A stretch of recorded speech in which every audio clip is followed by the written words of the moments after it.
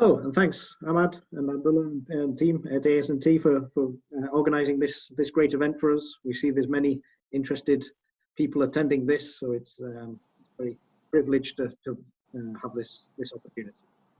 I'm Chris Udell. As Ahmad mentioned, I've been involved in NDT for 20 years. I'm originally from England. Now I'm based in Switzerland at Proceq for 5 years, where we brought out this new product, the Proceq UT8000. Today's presentation will be on the ultrasonic, just a case of looking at the market as it is today. Then we'll have a look at the hardware introduction, go into some of the details of the software and how it can work together with the Ionix system. My colleague will do a demonstration, a live demonstration later on that. Then I can go into other details of the metal portfolio and any question and answer. So as an introduction, we know that ultrasonics is used throughout in any stage of production, from initial raw materials up to inspections in service. Ultrasonic inspections are used throughout the lifetime of an asset. We know the advantage is very clear. It's very good at detecting indications in volume. You can have one-side access. You're able to size and identify discontinuity types very well. The disadvantages are that a high degree of operator skill and integrity is needed, hence the need for training and certification.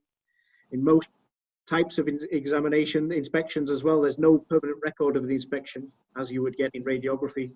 However, more recent equipment does offer this facility. Spurious indications and misreading of the signals can result in unnecessary repairs, which is why a validated procedure should be applied when carried out. Or a second opinion needed. We estimate that today maybe 100,000 inspections are being carried out per day worldwide, but still things are breaking down, still things are causing, here in the news a lot about defects being found around. We really think there should be up to 250,000 inspections per day just to make sure all the equipment is safe. The more older it gets, the bigger challenges that comes for inspection. If we have a look at the product history of what we did from the start, ultrasonics has been around for nearly 100 years now. We used to have these old analog systems, which were great. You'd set your sensitivity to a common procedure.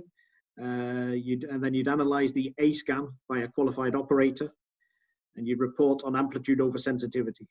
It's a very good system to learn the fundamentals on as well.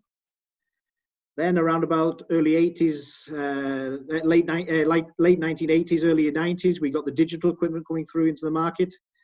This we lost some kind of performance on this, especially the speed of the A scan and the amplitude response, but we got really useful features like gates and drawing the curves on the screen, so it made the whole inspection more user friendly.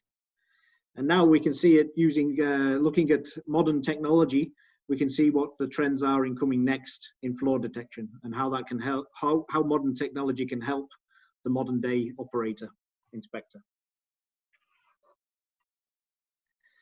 And also we'll look about the recent pandemic as well. In the last 6 months, we've noticed that the three things are becoming more and more important to us. First one is remote access is important. We're not allowed to, unfortunately, we're not allowed to go out and visit customers and see people and do inspections. So we've got this webinar, for example. We're now used to doing Zoom calls on a daily basis. And it's the same with inspections as well. Now we can use screen sharing technologies and call someone in if they need help. So that means that organizations are really accelerating their digitalization projects as well. And you'll notice the ones that don't accelerate will be left further and further behind than the ones that do. So we say the digital divide widens. And this is where we've brought our product in just to help narrow down this digital divide. It's the Proceq UT8000. See it there if you can see my mouse. And it's ultrasonic flaw detector, shear wave and conventional wave, which uses the iPad as the screen, and you can download the app on the App Store. bit more details on the hardware. It's got 2 LEMO connectors, so you can attach shear wave or connect dual probes. It's got a removable battery pack. We use flight safe batteries, so AAA batteries. So if you're stuck in the middle of nowhere doing an inspection, you know you can always get a replacement battery from any store. They all sell removable the AA batteries. If you get stuck without the battery pack or forget the battery pack, you can also connect it with one of the ports here using your USB-C phone charger. You can power it from that, or even connect it to the laptop like I have done. We have here the Wi-Fi connection, and the ultrasonic data taken from the probe is sent wirelessly to an iPad. You'll see about this Aerospace housing now. We've made it as robust because it's not such a big box. Very clumsy, so they have to make it very robust by development.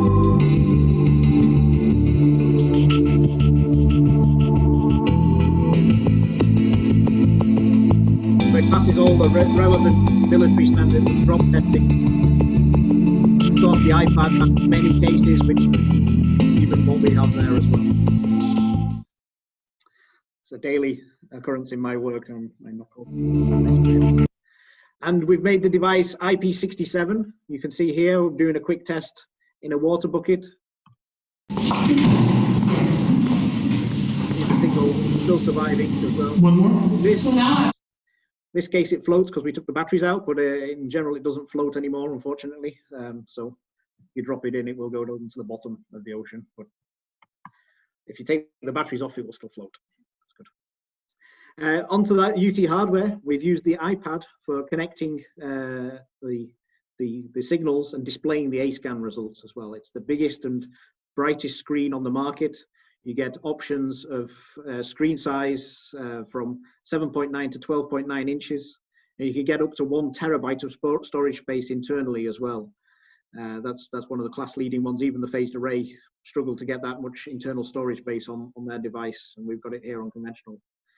And now the weight in your hand can just be 300 grams. You would have the box away maybe in your backpack, and you could hold just the iPad in your hand, so that weight on your wrist over the full day when you're working is significantly reduced. So it's much more comfortable for the operator to use just holding the iPad all day. Because the hardware looks small and compact, we've actually not compromised at all on the hardware specification. We've got a true 400 volt pulse of voltage in there. We can go up to 110 dB of gain. And the bandwidth, this is the effective probe bandwidth that you could use. You can use from between 0.5 meg to 20 megahertz probes on this device as well, which puts it up there with some of the high-end devices from the competitors. You see as well, we've got class-leading signal to noise. We've benchmarked this against a number of systems, and we're way ahead of a lot of them. Most of them were the high level of signal to noise. You can see this is the signal from the V1 block. The radius you've got there, the 100 mil radius, it's not calibrated, so that was in the middle of calibrating. But you can see up to 300 millimeters, you've got effectively no noise on the signal at all. That will help when you're inspecting difficult materials like austenitic welds, where you've got to try and pick up the tip of a signal or something like that, so you can really start to resolve those signals that come in. Very proud of the signal to noise performance, and believe it's the best around. The UT hardware, we can do three different modes.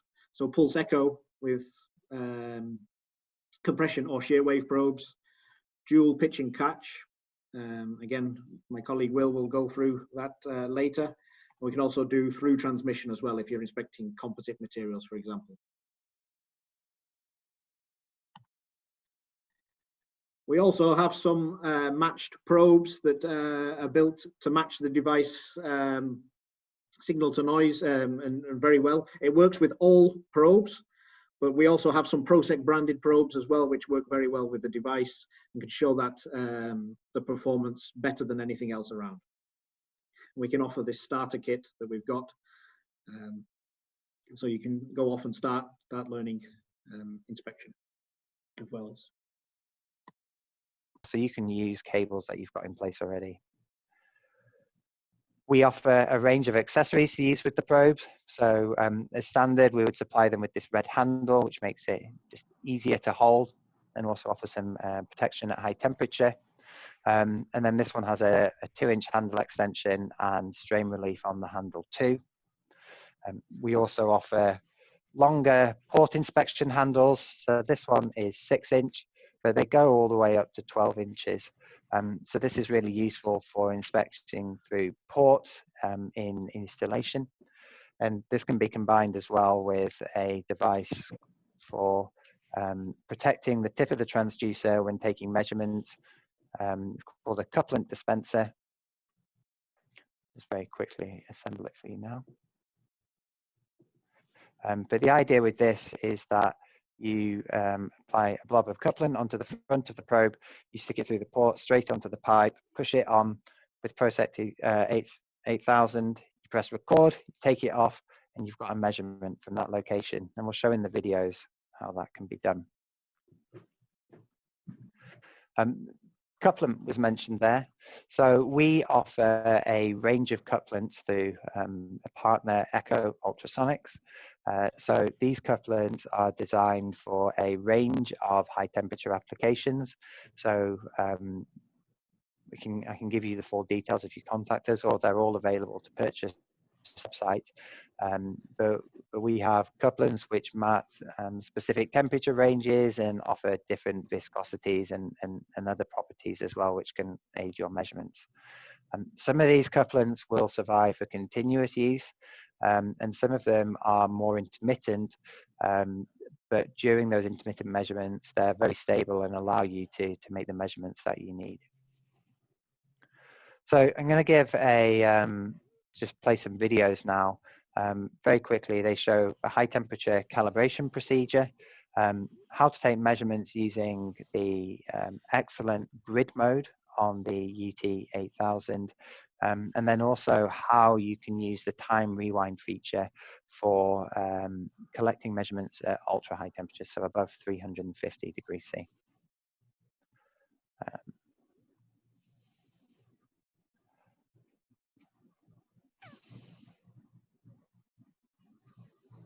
So I hope you can all see the video.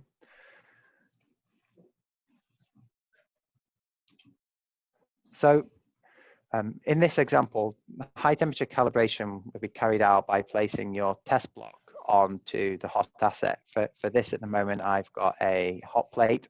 It says 250 degrees C on the front, but I had a thermocouple on it and it's actually closer to about 280 degrees C. So during a traditional measurement, during a traditional calibration, you would pop your probe on, very quickly take a measurement, take it off and perform the calibration that way. Because HotSense is a truly high temperature probe, you can actually leave the probe on the calibration block and allow the probe to heat up and to stabilize and have an equal temperature with the test block. And as you see from the graph below, this is possible up to 350 degrees C. Above that, we would use a duty cycling method, which I will show later. So the idea is that you hold the transducer on the test block for about 1 to 2 minutes, allow it to heat up. And this means that when you do your calibration and make subsequent measurements, you're not going to get any drift in your baseline, in your offset, due to the speed of sound of the delay line in the probes changing. And this is an issue that's common with standard UT high temperature probes. So you can then apply couplants directly onto the face of the probe. And on this one, we'll just perform a quick calibration on the 5mm block. But you can see very quick, very easy to place the probe on to take a measurement. We're using the calibrate function here on the UT8000, and just go back. You can see it uses the peak memory function. And Chris already demoed this now, but at high temperature where your measurements are even less stable, it's even more useful to be able to have access to this feature. Quickly isolate the reflectors and put in the known distances of them, and then your calibration is complete and saved. Now, You can leave your probe on the calibration block